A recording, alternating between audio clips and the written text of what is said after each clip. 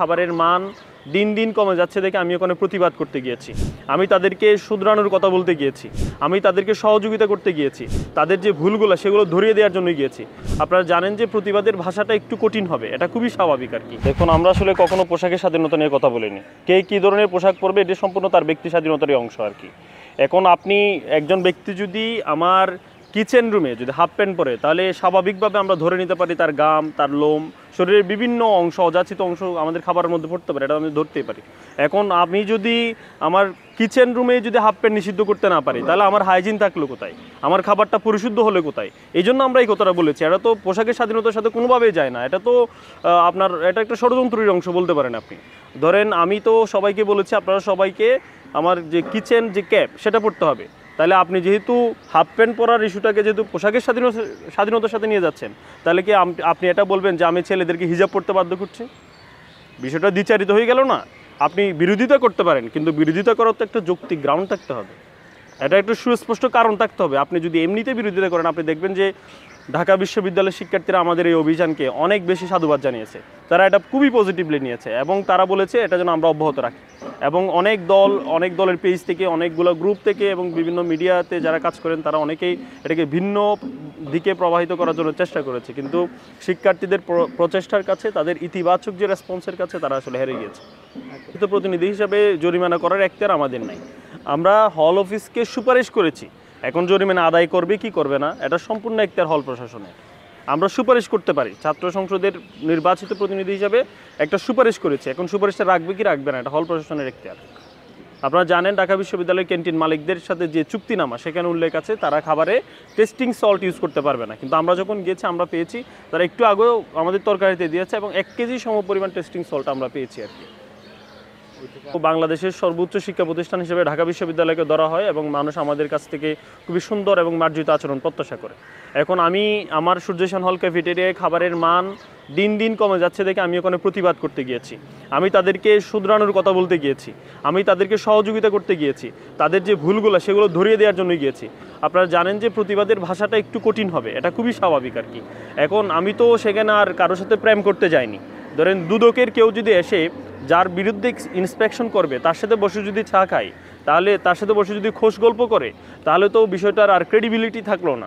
আমরা গিয়েছি ইন্সপেকশনে, আমরা গিয়েছি অবজারভেশনে, আমরা গিয়েছি, সেখানে প্রতিবাদের ভাষা একটু কঠিন হয়েছে এবং আমাদের বলার সময় একটু উচ্চবাচ্য হয়েছে, সেটার জন্য আমরা ক্ষমা চাই এবং সামনে থেকে আমরা আরও সুন্দর এবং মার্জিত আচরণ করবো ইনশাআল্লাহ। করাটা খুবই দুঃখজনক আমাদের জন্য, কারণ আপনি জানেন ফেসিবাদে আমলে ছাত্রলীগ আসলে এভাবে ইন্সপেকশনে গিয়ে তাদেরকে আসলে ওভাবে করে ধরতো না আর কি। ধরতো তাদেরকে মানুষের সামনে এক ধরনের রূপ, তাদেরকে পরে বলতো যে তুমি আমার রুমে আসো, ক্যান্টিন মালিক তুমি রুমে আসো, ক্যাফেটেরিয়া মালিক তুমি রুমে আসো, ভাবে করে রুমে ডেকে নিয়ে তাদের কাছ থেকে মোটা অঙ্কের চাঁদা নিয়ে তাদেরকে আবার ছেড়ে দিত, যাও তুমি তোমার মতো করে চালাও। শিক্ষার্থীদের অধিকার অথবা তাদের মতামতকে গুরুত্ব দেওয়ার কোনো প্রয়োজন নাই। আমরা ছাত্রলীগ তোমার পাশে আছি, তুমি এই কাজ করো। এখন তার ছাত্রলীগের সেই কালচার নাই, এখন কেউ তাদের কাছ থেকে ফাও খাচ্ছে না, কেউ তাদের কাছ থেকে বাকি খাচ্ছে না, কেউ তাদেরকে একটা টাকা না দিয়ে চলে আসছে না।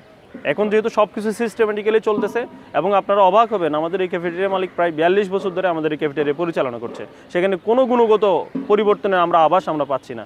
5 আগস্টের পর থেকে প্রায় 1 বছর তাকে মিনিমাম 50 বার বলা হয়েছে, হল অফিস বলেছে, শিক্ষার্থীরা বলেছে, বাহির থেকে যারা খেতে আসে তারা সবাই বলেছে, কিন্তু সে কোনো পরিবর্তন আনেনি। তো আমরা আমাদের এই অভিযানে আমাদের যে কর্মকাণ্ড আপনারা দেখছেন, আমরা খুবই প্রতিজ্ঞাবদ্ধ, কারণ আমরা শিক্ষার্থীদেরকে কমিটমেন্ট দিয়ে আমরা এই জায়গায় এসেছি। শিক্ষার্থীরা তাদের ভোট দিয়ে আমাদেরকে নির্বাচিত করেছে। শিক্ষার্থীরা তো আমাদেরকে 3 মাস পরে প্রশ্ন করবে, 2 মাস পরে প্রশ্ন করবে, 6 মাস পরে প্রশ্ন করবে, তোমাকে আমি ভোট দিয়েছি, তুমি আসলে কী করেছো আমার জন্য? এটা তো খুবই যৌক্তিক প্রশ্ন। আমার তো জবাবদিহিতার একটা জায়গা আছে, শিক্ষার্থীরা আমাদের জবাবদিহিতার জায়গা। এখন শিক্ষার্থীরা যেহেতু সাধুবাদ জানিয়েছে এবং এটা যেহেতু একটা ভালো কাজ, আমরা এটাকে অব্যাহত রাখবো এবং এই কাজ ইনশাল্লাহ চলতে থাকবে। প্রতিনিধি কাউকে আসলে আর্থিক জরিমানা করতে পারে না, এটা আমরা জরিমানা করিনি, আমরা সুপারিশ করেছি। এটা আদায় করা না করা সম্পূর্ণ হল প্রশাসনের উপর নির্ভর করবে। আমরা হল সংসদের নির্বাচিত প্রতিনিধি এবং হলের শিক্ষার্থীরা আমরা একসাথেই ছিলাম, ওখান থেকে এসেছে যে 3000 টাকা জরিমানা করা হোক, এটা সবার পরামর্শক্রমে সিদ্ধান্ত চলে আসছে।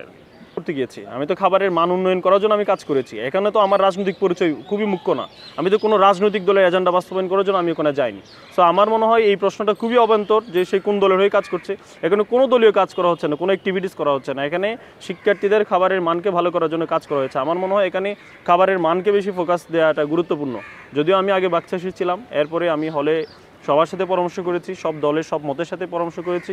শিবির আমাকে সমর্থন দিয়েছে, অন্যান্য দল সমর্থন দিয়েছে, অন্যান্য ব্যক্তিরা যারা আমাদের হলের স্টেক হোল্ডার আছে অনেকেই সমর্থন দিয়েছে। অধিকাংশের সমর্থন পেয়েই তো আমি এখন নির্বাচিত প্রতিনিধি হয়েছি। এখন আসলে দলীয় পরিচয় হচ্ছে আমি আসলে কি করছি। আমি যদি অন্যায় করি তাহলে আপনি আমাকে ধরেন। জি করলাম, শিক্ষার্থীরা সবাই চায় খাবারের মানটা উন্নত হোক। এখন ধরেন এত ধরনের মিডিয়া ফোকাস যদি না আসতো তাহলে আমার খাবারের মানটা আরও 2 দিন আগে বেশি ভালো হতো। এখন মিডিয়াও একটা অবস্ট্যাকল, মানে উন্নয়নের পথে খাবারের মানটা যে ভালো করা হবে এখানে মিডিয়া একটা অন্যতম বাধা। তো আমি মনে করছি মিডিয়া, বিশ্ববিদ্যালয় প্রশাসন, আমাদের ঢাকা বিশ্ববিদ্যালয় কেন্দ্রীয় ছাত্র সংসদ ডাকসু, হল প্রশাসন এবং হলের শিক্ষার্থীরা সবাই আমাদেরকে সহযোগিতা করবে এবং নির্দিষ্ট সময়ের মধ্যে খাবারের মানকে একটি যৌক্তিক পর্যায়ে আমরা নিয়ে যেতে পারবো। আসলে তারা অনেকে তাদের যে নিউজ সেটিকে সরিয়ে নিতে বাধ্য হয়েছে, এখানে আসলে শিক্ষার্থীরাই জয়যুক্ত হয়েছে। মিডিয়া বাধাটা ধরেন, আমি তো হলের একটা নিয়মিত কাজ করছি, এটা আমাদের নিয়মিত একটা অফিসিয়াল কাজ বলতে পারেন আপনি। সেখানে তো আমরা কোনো মিডিয়াকে নিয়ে যাইনি, কিন্তু কোথা থেকে যে মিডিয়া ভিডিও করলো এটা তো আমরা পরে লক্ষ্য করলাম আর কি। আমরা কিন্তু আগে এটা দেখিনি। এবং এই যে বারবার একই বিষয় নিয়ে আমাদের যে কথা বলতে হচ্ছে, এই কথাগুলো যদি না বলে আমি যদি আবার যদি গিয়ে একটু দেখতে পারতাম সে যদি কোনো নিয়ম করছে কিনা, তাহলে এটা আমার জন্য ভালো হতো। আমি যদি কিছু নিয়ম কানুন তাকে তৈরি করে দিতে পারতাম, এটা আমার জন্য কাজ করার সুবিধার তারা ভালো হতো। অবশ্যই আছে, আমরা এখন পর্যন্ত আমাদের সামনে তেমন কোনো চ্যালেঞ্জ ফেস করছি না, কারণ শিক্ষার্থীরা আমাদের সাথে আছে। শিক্ষার্থীদের সাথে কথা বলেছি, পর্যালোচনা করেছি, খাবারের মান একটু উন্নত হয়েছে বলে তারা আমাদেরকে জানিয়েছে। সাধুবাদ জানিয়েছে, তারা এটা খুবই পজিটিভলি নিয়েছে আর কি। তারা বলছে যে প্রত্যেকটি হলে বা ইন্সপেকশন হওয়া দরকার, খুব বেশি মিডিয়া কভারেজের দরকার নাই, কিন্তু ইন্সপেকশন হওয়া দরকার, এটা বলেছে তারা। ছাত্রদলের তানবীর বারে হামিম ভাই, তিনি এটাকে খুবই পজিটিভলি নিয়েছেন। আমাদের হলে যারা ছাত্রদলের নেতৃত্ব আছেন তারা এটাকে খুবই পজিটিভলি নিয়েছেন। ছাত্রদলের পেজ থেকে কিন্তু এটাকে ছাত্রলীগের প্রশংসা করে একটা পোস্ট দেওয়া হয়েছে, কিন্তু আমাদের হলে যারা ছাত্রদলের নেতৃত্বে আছেন তারা কিন্তু এটাকে খুবই পজিটিভলি নিয়েছে এবং তারা তাদের যে দলীয় স্ট্যান্ড শিক্ষার্থীদের বিরুদ্ধে তারা কিন্তু তার প্রতিবাদও জানিয়েছে। এখনও আমার চোখে পড়েনি আর কি। তবে আমরা ঢাকা বিশ্ববিদ্যালয় কেন্দ্রীয় ছাত্র সংসদে যারা আছেন, ডাকসুতে নির্বাচিত হয়েছেন শিবিরের পক্ষ থেকে, তাদের সাথে আমার কথা হয়েছে, তারা এটাকে পজিটিভলি নিয়েছেন এবং এই ধারাটাকে তারা অব্যাহত রাখার জন্য বলেছেন। বিশেষ করে ব্যবহারে একটু সংযত হওয়ার জন্য পরামর্শ দেওয়া হয়েছে।